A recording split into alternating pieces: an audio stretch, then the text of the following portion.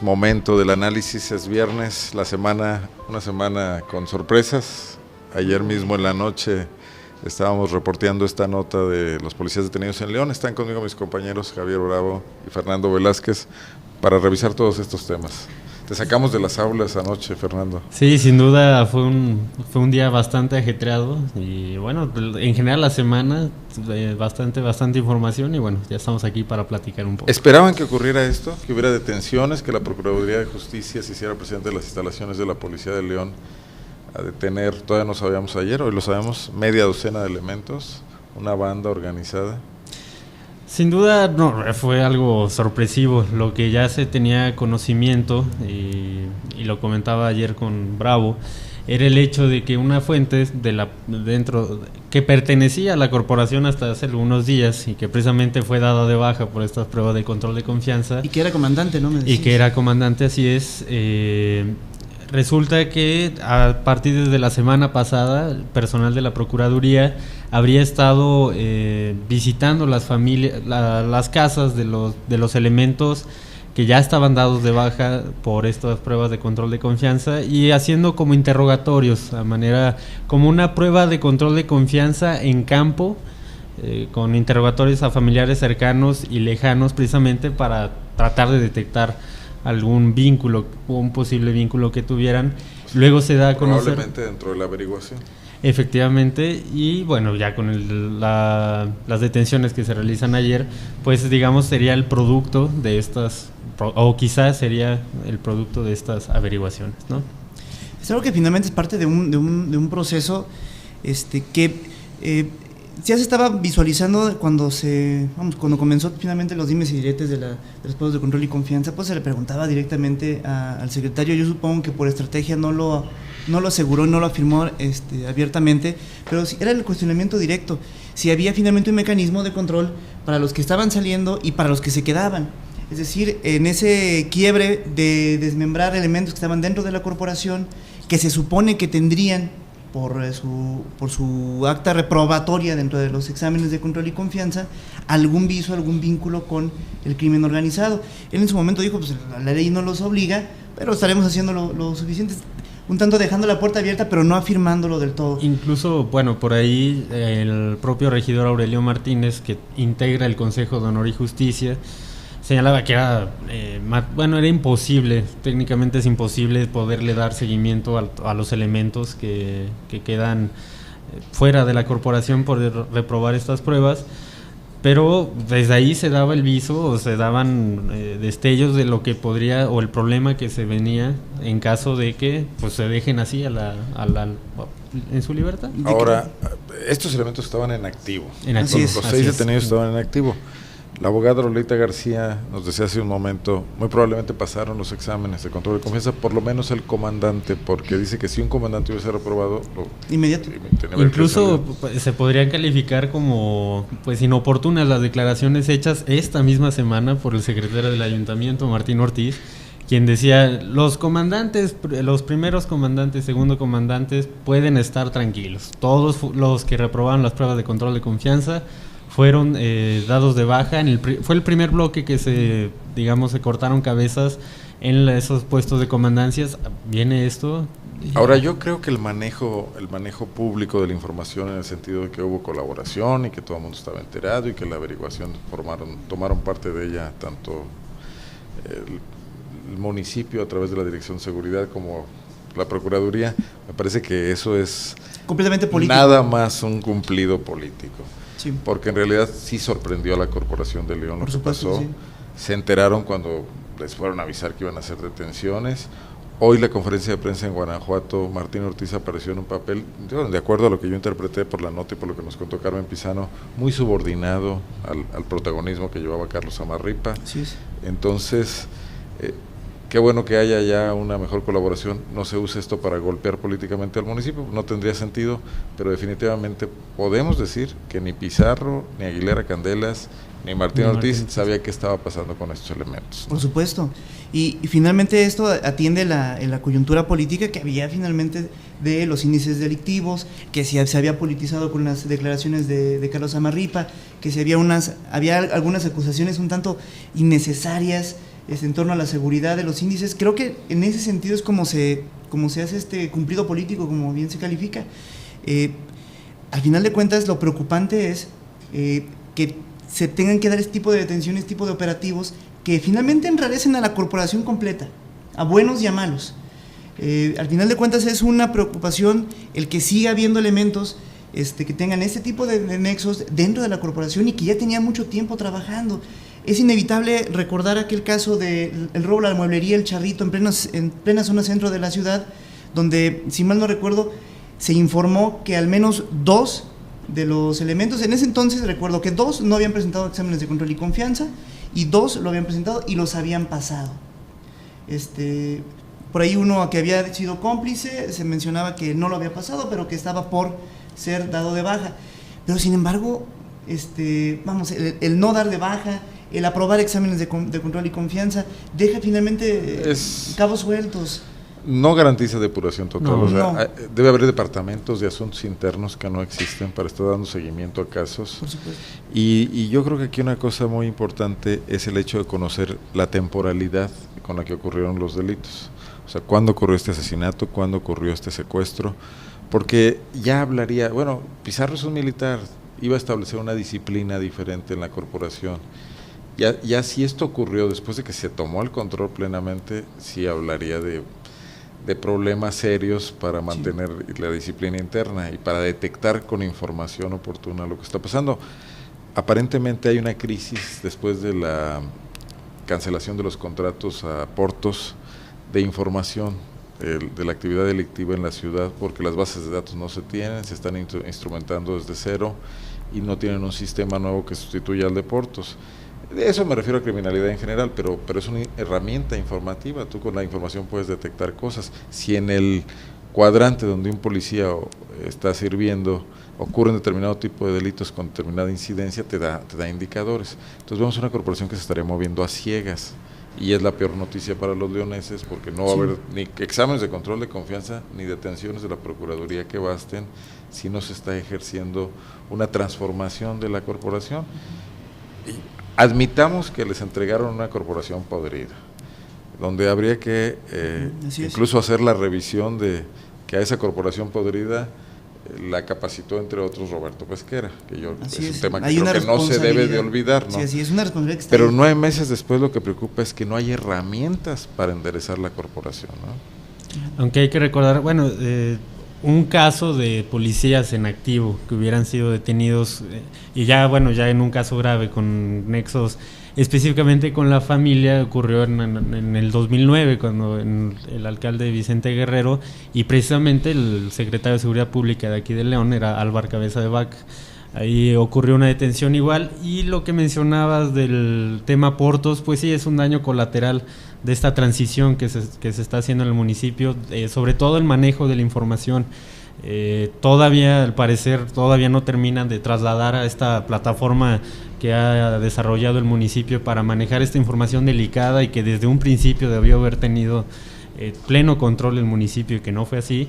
Pero ahí están viendo, quizá en menor medida, pero que influyen en este tipo de situaciones, ¿no? Y lo grave, sobre todo, también de que haya habido un comandante que tuviera un turno completo a su disposición y que haya pasado las pruebas de control de confianza. Y a ver, que yo no me queda claro, no sé si ustedes ya lo tengan. ¿El comandante con qué delito está vinculado? No sabemos todavía. Es parte de la información que está fluyendo. Bueno, no estuvimos en la conferencia de prensa nosotros, estamos esperando la información de nuestra compañera, pero el análisis posterior tiene que revisar ese tipo de cosas, ¿no? Porque si está implicado en el robo a cajeros, pues sí hay una gran ventana de oportunidad de que alguien que maneja todo un turno pueda mover las cosas a su antojo para que cómplices suyos operen en determinados lugares, ¿no? O incluso el secuestro, que son delitos de alto impacto. Como yo entendí, eso fue un asunto como muy limitado a 2 policías, ¿no? Que se encontraron con la oportunidad Pero bueno, tendremos que revisarlo y estar atentos a esta averiguación de la Procuraduría, porque además Amarripa afirmó que hay más sospechosos, que esto no ha concluido. Claro. Y nomás retomar un poco el papel político que juega esta rueda de prensa. No se puede dar ante los guanajuatenses o ya incluso ante los leoneses decir que hay coordinación o que hubo coordinación en este operativo, cuando a lo largo de 10 meses lo que menos ha habido es coordinación, precisamente por tintes partidistas o lo que sea, pero no ha habido coordinación en tema de seguridad, y muestra de ello pues es el disparo en el índice delictivo, en robos, en homicidios, específicamente aquí en León, aunque también en otros municipios, ¿no? Para dilucidar esa descoordinación que comentas, está esa declaración de Martín Ortiz, está esa afirmación de los comandantes, están limpios, los comandantes están trabajando perfectamente, cuando no es así.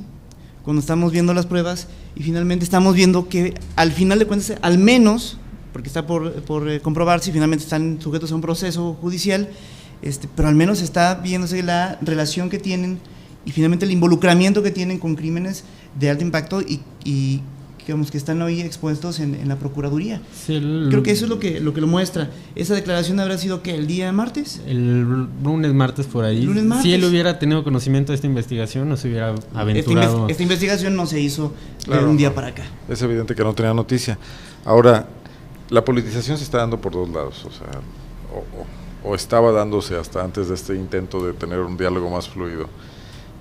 Quizás pensar que de parte de los panistas, el gobierno del Estado y aquí los militantes del PAN en León, que el deterioro de la policía podría hablar de desprestigio de Bárbara Botello, de mala gestión pública, de mal gobierno.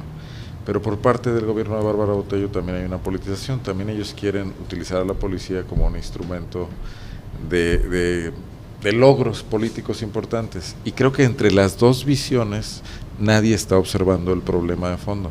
Así es. El problema de fondo implica trabajar muchísimo en una corporación que tiene serios problemas. Esto es el botón de muestra, es la pústula que te avisa que abajo hay algo que puede ser cáncer y no nada más lo que estás viendo. Y que lo hubo hace un año.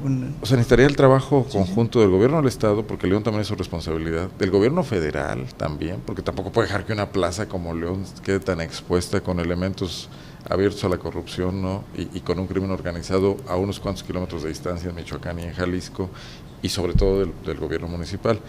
Pero probablemente ese trabajo no le daría a nadie puntos políticos, ¿no? Porque es un trabajo de largo plazo, muy de fondo, de lo subsuelo. Es un trabajo que no se ve. ¿No? Y es el que nos gustaría que estuvieran haciendo todos, ¿no? Y no esta guerra de declaraciones. Y bueno, ya adelantándome un poco, estoy seguro de que en su primer informe de gobierno lo que Bárbara va a decir en relación a la policía es, bueno, va a resaltar con bombo y platillo el tema del León Agradecido, programa que hasta el momento pues a los policías no vemos cómo los transforme o los vuelva con una vocación de verdadero servicio a la comunidad. Y la otra es la capacitación, la famosa capacitación que tuvieron de una semana con la Procuraduría de los Derechos Humanos, que al final fue eso, o sea, se hizo el anuncio de que iban a tener la capacitación, pero al final no se le dio continuidad. Hay otros temas, aparte obviamente de los derechos humanos, donde se debe trabajar de fondo, que quizá no se va a ver a corto plazo, pero que es realmente se estaría sembrando la semilla para crear una verdadera policía que, bueno, ponga el ejemplo en el Estado. Yo concluiría en lo que a mí toca mi participación en este tema diciendo que no se muestra ninguna vocación de cambio si simplemente se deja la policía en manos de un funcionario no tan incomprometido como puede ser el general Pizarro, porque se había quedado desempleado de la Secretaría de Seguridad Estatal, y Bárbara Botello no quiso pensarle más, buscarle más y encontrar un verdadero líder, y contrató a un profesional de 70 años, un hombre respetable, que no tiene ya ni el tiempo, ni las ganas, ni la vocación de entrar a fondo en eso. A mí me gustaría recordar... Y no creo que sea responsabilidad de él, ¿no? Sino de quien lo invita. A mí me gustaría recordar la postura de los gobiernos, de los gobiernos municipales en esta corporación. Esta corporación ha tenido bastantes cambios, ha tenido muchas modificaciones a través de al menos 3 administraciones. Primero, con Vicente Guerrero hubo siempre una polémica en torno a su preparación, en torno a cómo eran capacitados y cómo lo reflejaban al accionar público. Era una policía violenta, reactiva, brutal, no respetuosa de derechos humanos. Exactamente. Después tienes esa problemática junto con una policía que evidenciaba nexos con el crimen, organizado o no, pero con el crimen al fin, y que se negaba sistemáticamente a ser estructurada, una palabra que le tenía mucho miedo a Ricardo Sheffield en su administración, no era necesaria la reestructuración, porque es una policía certificada, es una policía que vinieron finalmente a ser capacitados a un nivel mayor. CALEA famoso. El famoso CALEA, con equipamiento de primera, con equipamiento que solamente veíamos en policías estatales o federales, la trajo a nivel municipal y no terminó por resolver las cosas. Y finalmente una administración que, como bien lo mencionas, no ha tenido los arrestos, no ha tenido el proyecto suficiente como para corregir ese tipo de cosas que ahora han venido acumulándose, y que yo creo que el viso mayor que se ha tenido para poder asumir una reestructuración o parte de una reestructuración es este famoso cuerpo policíaco para eventos masivos, que es una policía antimotines, que yo no le veo mucha diferencia a otras policías. Fernando, para cerrar el tema. Pues nada, a ver qué, pues si realmente, lo hemos mencionado ya en mesas anteriores, si realmente se acepta el error, se aceptan las decisiones malas que se han tomado y se corrige el camino. Dudo mucho que haya autocrítica o que reciban críticas del exterior, pero la administración, Bárbara, las cabezas de la seguridad, pues deben de realmente ver los reclamos que se le están haciendo, no solo de otros políticos, sino de la ciudadanía en general, para corregir el camino. Creo que ya pasaron 10 meses, podría todavía tener corrección. Muy bien. Otros temas. Uno estatal que me parece importante, porque esta semana ha tenido también avances y modificaciones, la cuestión de la carretera San Miguel Allende, sí. Aeropuerto del Bajío, San Miguel Allende Silao. Realmente a Guanajuato va a llegar un ramal solamente, con esta oposición de campesinos y comuneros de la zona, de ascendencia otomí, muchos de ellos. Realmente hay un mestizaje, ya no es una zona tan puramente indígena, ¿no? Pero gente que además dice, no queremos que pase por aquí que afecte nuestra forma de vida y nuestros patrimonio, ¿no? Así es. ¿Cómo ves el tema en este momento? Pues mire, desde la semana pasada esto ya había subido un poco de nivel en el asunto de cómo es que no fueron tomados en cuenta en este trazo, en este proyecto. ¿Por qué no se les tomó en cuenta? Porque no están registrados en el padrón estatal de la Secretaría de Desarrollo Social y Humano. Un trabajo que, apegado a la normatividad, a la legalidad, pues tiene que ser impulsado precisamente desde las comunidades indígenas. Hasta ahí estamos bien. Ellos son los que inician el proceso. Y aunque no fueran indígenas, hubieran merecido. Por supuesto. Claro que yo creo que ninguna carretera toma en cuenta a los que habitan a su lado. No. Imagino que hay una planeación muy autoritaria en general, ¿no? Ahí lo que sucede es que, como siempre sucede, cuando hay un proyecto gubernamental hay afectaciones, tienen que hacer el pago de las afectaciones a los ciudadanos que así, que se atraviesan finalmente en un proyecto gubernamental. Aquí lo que pasa es que se agrava. De interés público le llaman. Así es. Aquí lo que se agrava el problema, sube de nivel porque finalmente hay una ley de protección a los pueblos indígenas, ¿sí? A nivel estatal, a nivel federal, ¿sí? Que está totalmente reconocido.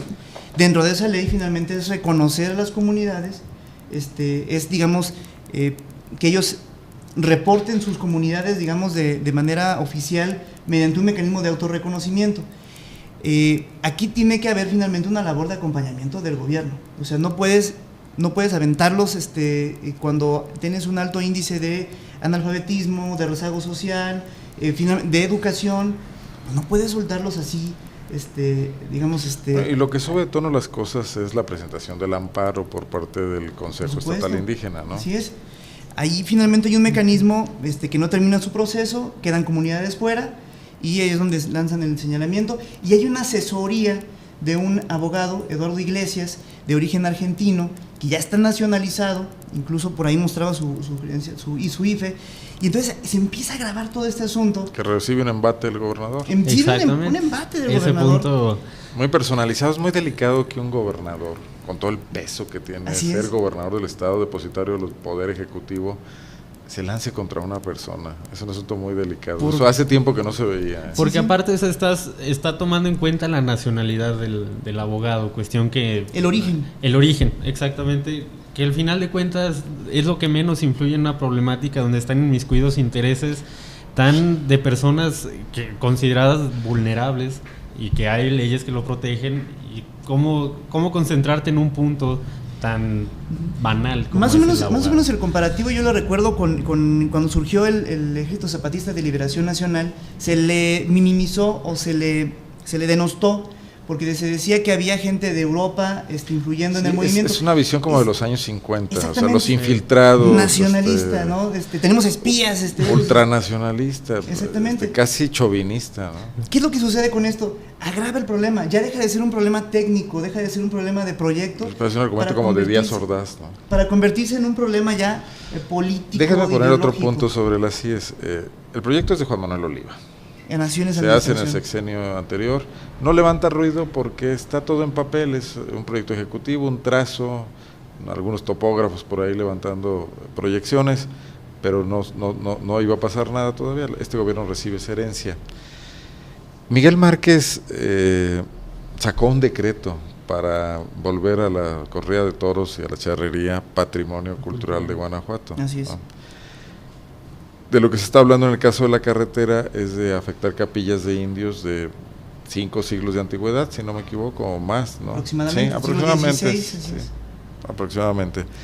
Entonces, no hay una política de por qué Márquez hizo en un caso una cosa y aquí lo está tratando con una vara diferente, lo que me lleva a pensar que es un gobierno que actúa muy coyunturalmente y con muchas ocurrencias, y no vemos ahí que se esté trabajando en mantener un discurso coherente en todos los niveles, en lo que respecta al patrimonio cultural, independientemente de otras cosas. O sea, no hay una línea clara en ese sentido, en qué es lo que es que incluso justifique lo que hicieron con los toros y lo valide, que no fue nada más una ocurrencia política para ganarse un voto en el Congreso de un diputado, ¿no? Exactamente. Ahí está el detalle, o sea, aprovecha ciertas cuestiones y moverlas a su antojo precisamente para lograr obtener casos favores, como en el caso de las corridas. Pero y aquí el proyecto lo defiende, que es un proyecto trascendental, sí, pero se está pisoteando los derechos de estas personas de los otomíes. Y bueno, dice, vamos a hacer un recorrido todos juntos, agarrados de la mano por la zona, por la traza que tiene la carretera, y si hay que modificarla, pues que se modifique. Al final de cuentas, y también retomando un poco el tema también el impacto ambiental, todavía no está validado el impacto presentado ante la Semarnat, que también es un pendientillo ahí que tiene Miguel Márquez. Habrá que ver cómo orar. Lo que no me queda claro es si la manifestación de impacto ambiental la tiene que presentar el gobierno federal o el gobierno estatal. Es el Instituto de Ecología, se lo presenta a la federación. El estatal. Al estatal, a la federación. Es un pendiente estatal, entonces. Exactamente. Fue presentado y fue rechazado. Fue rechazado. Pero obviamente dice, se puede modificar la traza o argumentar cómo se va a reforestar para, en ese caso, pues ahora sí validar subsanar finalmente las afectaciones. Bueno, pero ayer, después de esta reunión, se logró algo que se había visto negado antes. O sea, cuando se dieron las primeras manifestaciones en medios, incluso cuando se presentó el amparo, así es, el gobernador Márquez, metiéndose al tema también muy directamente, por encima de su secretario de Obra Pública, planteó que no habría marcha atrás, que les pedía sacrificios a los habitantes de las comunidades. Esto ya cambió el día de ayer, ¿no? Con esta reunión.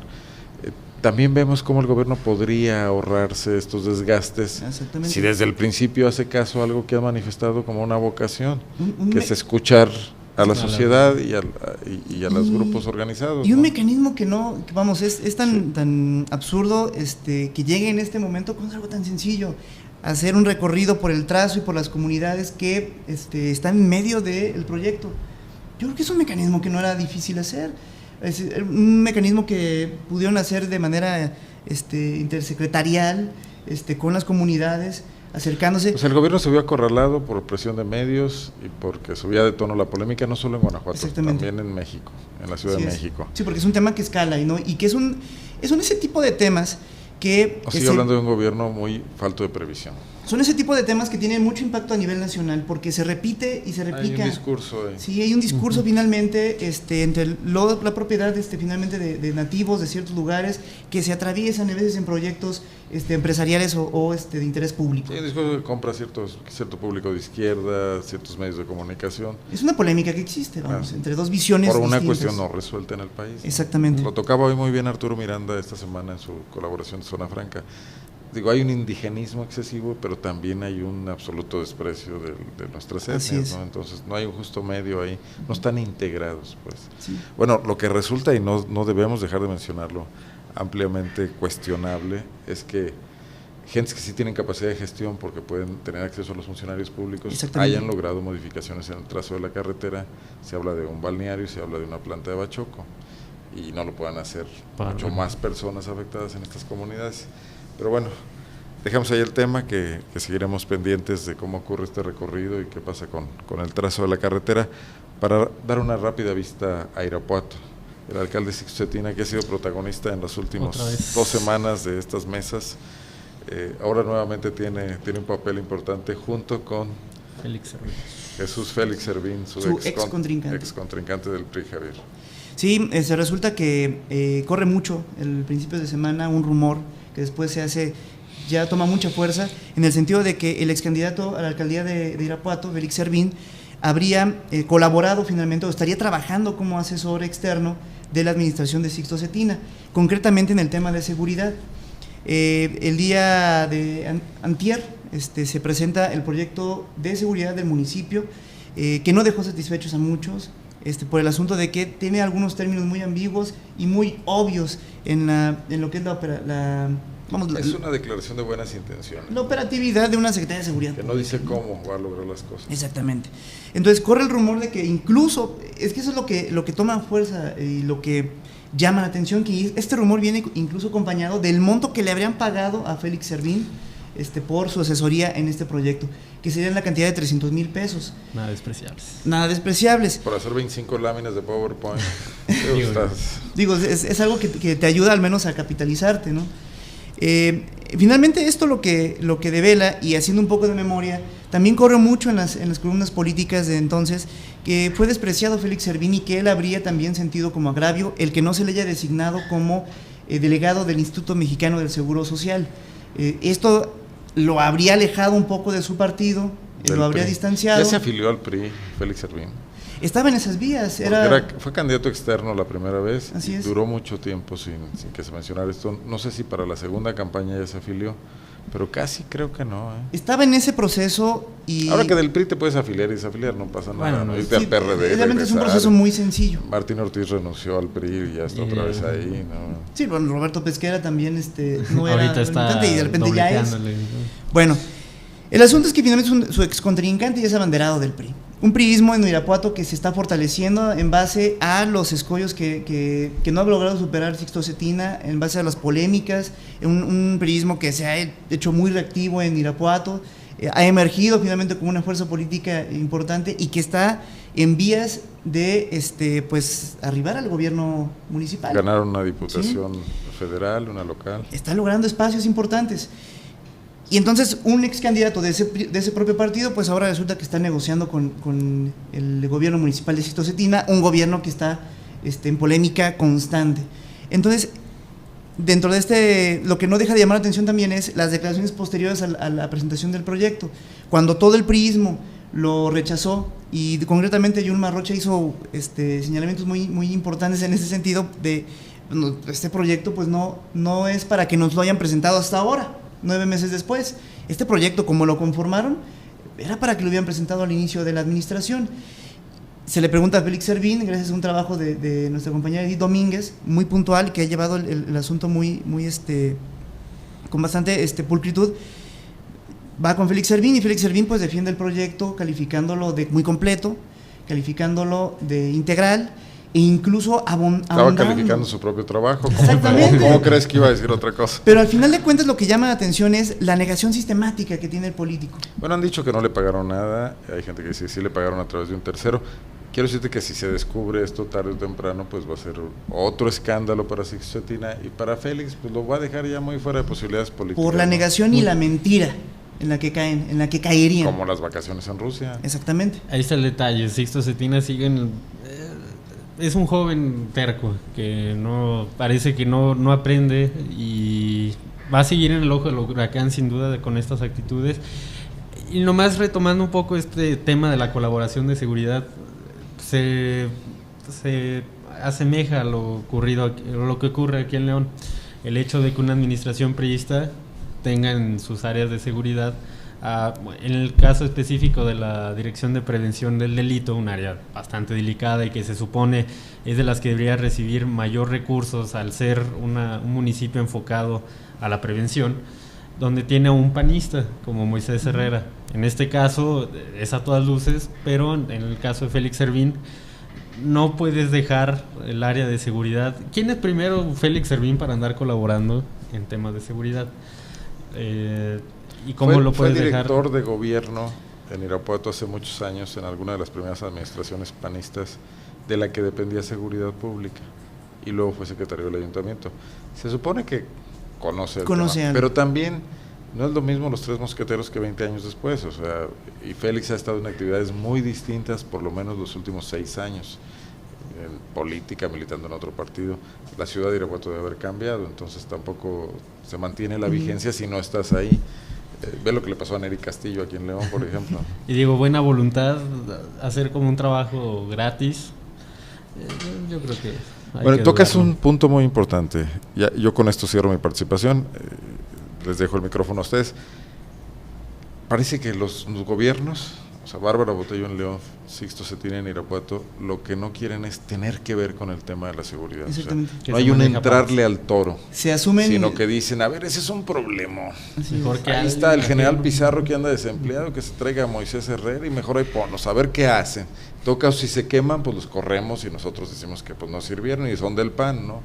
Sixto también en Irapuato, diciendo, bueno, ¿quién sabe de seguridad aquí? Pues Félix Servín, al que debe haber odiado, porque como es Sixto de vehemente, en la campaña casi le gana a Félix Servín, entonces no creo que lo tuviera muy en cuenta. Pues, bueno, el tema de la seguridad, pues encárguenselo a alguien.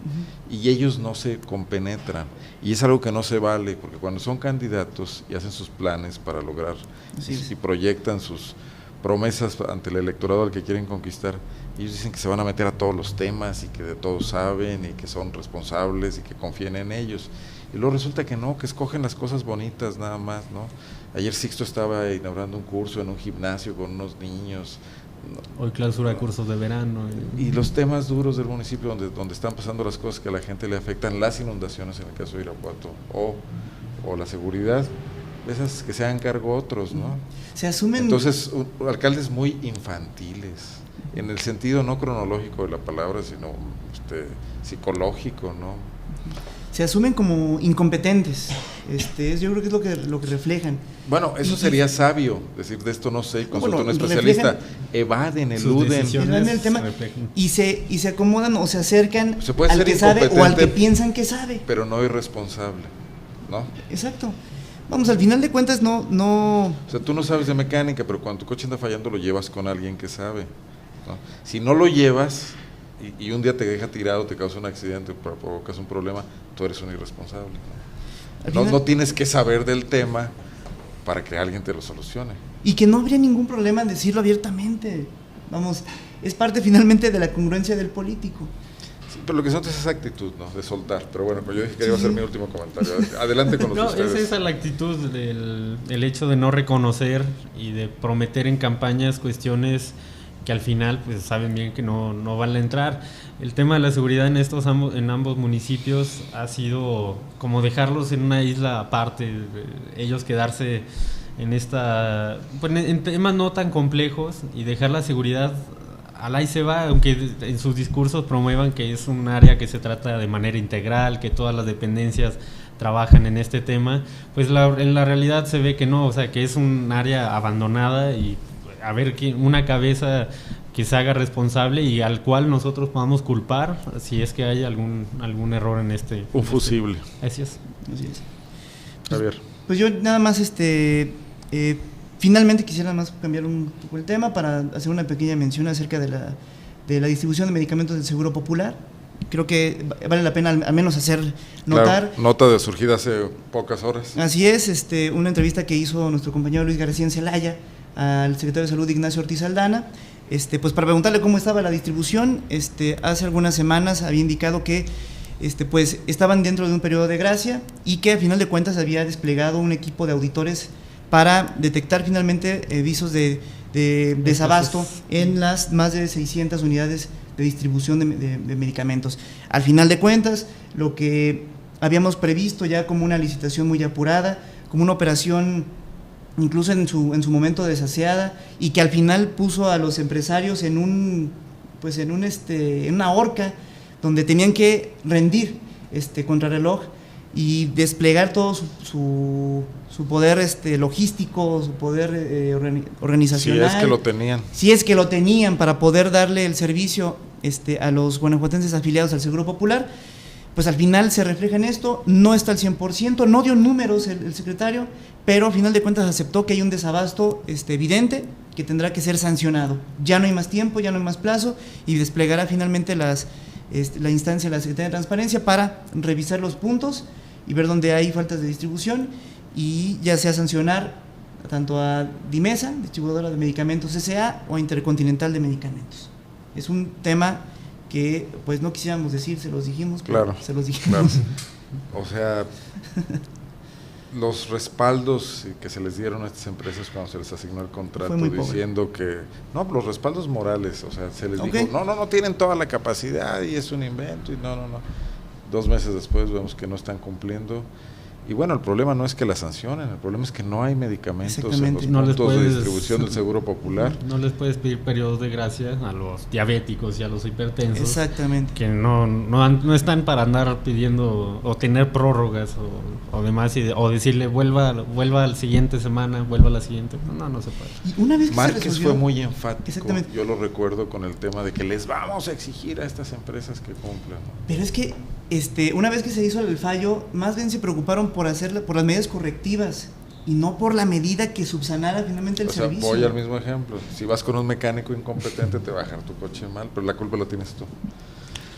O sea, el gobierno del estado eligió aquí a los que quiso, no comprobó sus capacidades, y ahora va a batallar con eso, y va a hacer batallar a 3.200.000 personas. Quiso curarse en salud diciendo vamos a estar encima de ellos y vamos a sancionar y vamos a estar auditándolos. Eso no funciona, el látigo no funciona en temas de este tipo. Bueno, si pudiste resolverlo de raíz con una buena elección y con un buen mecanismo, creo que no cabe el látigo. Bueno, seguiremos esto, hay que volver a hacer un recorrido por los puntos de venta del Seguro Popular estos 2 meses para ver cómo se encuentran. Hasta aquí, ¿algo más que agregar? Sería todo. Listo. Terminamos esta interlínea semanal y con ello la revista de la UNA. Le agradezco mucho que nos haya acompañado hasta este momento. Aquí nos vemos, perdón, quisiéramos felicitar a nuestra compañera Pamela Boites. Pamela Boites. Hoy cumpleaños. Es su cumpleaños. Hoy es su cumpleaños. Felicidades a Pamela Boites, correcto. Ahora sí, les dije que sabía algo más. Nos vemos el próximo lunes en punto de las 13 horas. Muchas gracias, soy Arnoldo Cuellar. Le doy las gracias a mis compañeros Javier Bravo y Fernando Velázquez. Buena tarde.